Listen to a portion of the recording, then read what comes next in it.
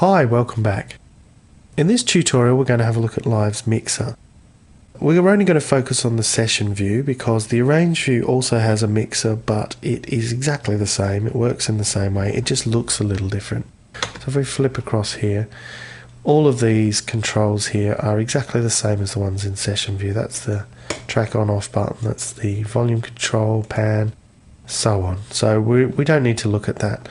It won't take long to figure out what's what once you're familiar with the session view. So we'll just focus on the session view. This looks the most like a conventional kind of mixer, and you'll probably want to use this more often anyway than the arrange view mixer. So if you have seen any hardware mixers before, this will look fairly familiar. Likewise, if you've used any other audio programs that have a mixer. This is the volume control, just decides how quiet or loud it goes. I'll just turn the master down just so we've got a bit to play with. If we play that track, you can see it, if we hover over it there, it tells you at the bottom what the level is at of the fader. And if you turn it up there, you'll see the fader starts getting orange if the track gets too loud. And just to demonstrate, I'll turn the master down and I'll turn the clip level all the way up, just so I can show what happens when it gets all the way up. You just see it gets redder as it gets to the top there, indicating that it's probably going to get distorted or clipped. So I always generally tend to keep it below this line, whatever it is. It's just a habit I got into. Firstly, from using real analog desks where you'll get proper distortion if you start clipping. But also I just find that generally I get a better sound if I keep everything here under the orange. And there's a lot of different reasons for this, and you can get quite deep with it. But on the whole, I mean, if you use plugins and things like that, then you're going to drive them a lot harder if you go above this 0 dB mark. And that will change the sound and the way they sound. I just find most of the time I find it's better to keep everything in the green. I mean, you don't really need to worry about it too much these days with a digital sequencer like Live, and especially since version 7 when they added a 64-bit summing bus. You've got so much headroom internally that you really don't need to worry about this much. But I just find, generally speaking, I always tend to get a better sound when I keep it in the green. So before we move into any other controls, let's have a look at a little hidden feature the mixer has.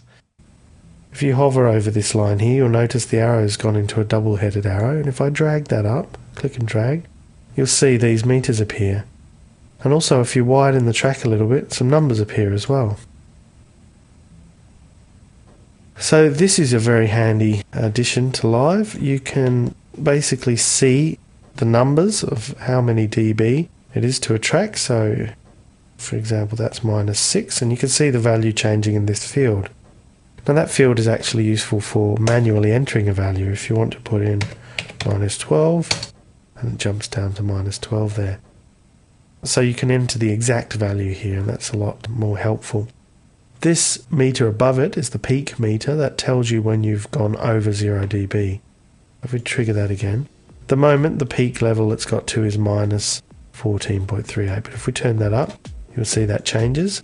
And if we go over 0, you'll see it's gone yellow to indicate that it's gone over 0 dB.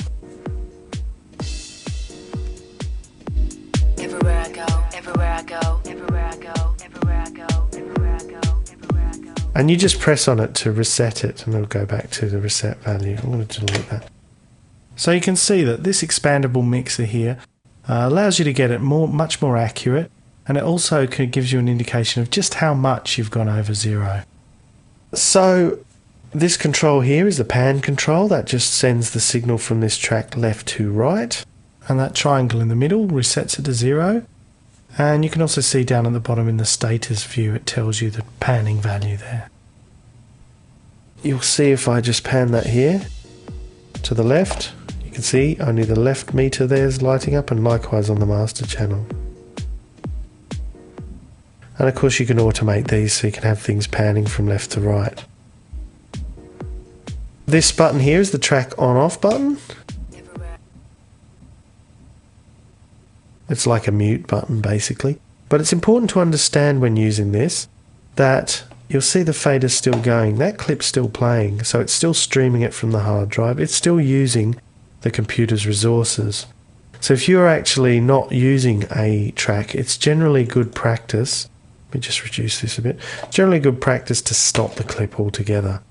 If you're just muting it for a second, either as part of the music or just because you want to hear something else, then fine. But if you're actually muting it and then leaving it and you don't find yourself bringing it back in, then you're better off just stopping it using the track stop button.